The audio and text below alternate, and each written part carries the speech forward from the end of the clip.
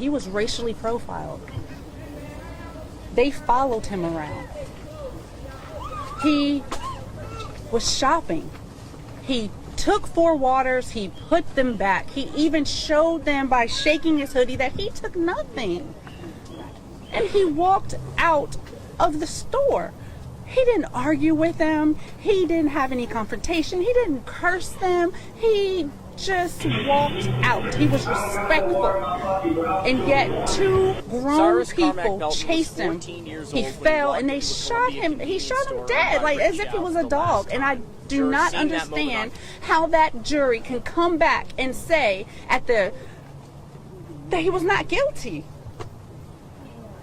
He was in a runner's stance. It was shown by the pathologist, and they said he was not guilty. It was devastating for me to get a call from Alvin S. Glenn letting me know that Rick Chow was released. That broke me more than you can ever imagine, because my murderer of my son was set free. And it's not fair, and it's unjust. And nobody can tell me that this is not racially motivated, because I'm not supposed to be on social media anyway. But when I go and I look at my social media, I have racist people coming to my page, going under my son's pictures, leaving the most horrific things, saying that they're glad he's dead, good riddance, and I am tired. I don't want this to happen to any other child. No black or brown child should have to go through this. No parent should have to go through this. This has to stop today. And I just learned today that South Carolina, if it's a murder charge, that they cannot bring in any of your prior acts. Rick Chow shot 2 people before. Rick Chow accosted a child in that store and beat her up with a gun on her hip. And none of that information could be brought to light. And I do not think that is fair. And if that is on the law books, that needs to be changed. Because if that was not there, then my son would have gotten justice.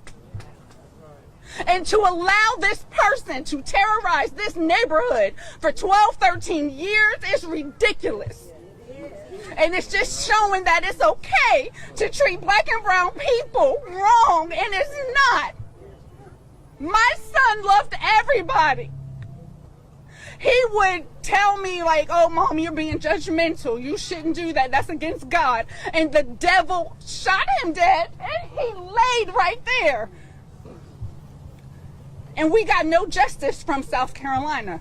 And I think it is disgusting. And I don't even know why. I have no words. But every day I will not be able to speak to my son, hear his voice change, see him grow, go to prom. He will never get married. I would never hold my grandchildren, nothing.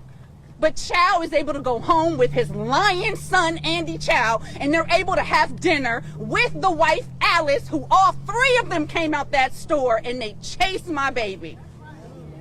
And I think the entire family should be held accountable because it was racially profiled. And I do not think that it is right, and they all should be punished. And I don't know what laws that we need to create to help our people, but it needs to be done, and it needs to be done now. Cyrus should not be gone. None of our children should be gone from the acts of racism, from profiling, from any of that. He should be here. And until the world treats us like we are human beings, I mean, come on.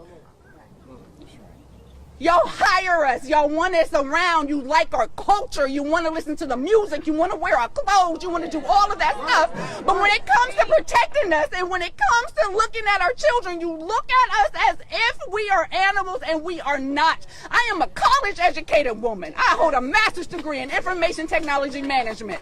My son was not a thug. He was a 14-year-old boy who was trying to find his way. And for any person that acts like when they were 14, 15, 16, 17, that they did not do nothing wrong, that they did not smoke and drink and have sex and do whatever that they were not supposed to do by their parents, it is a lie.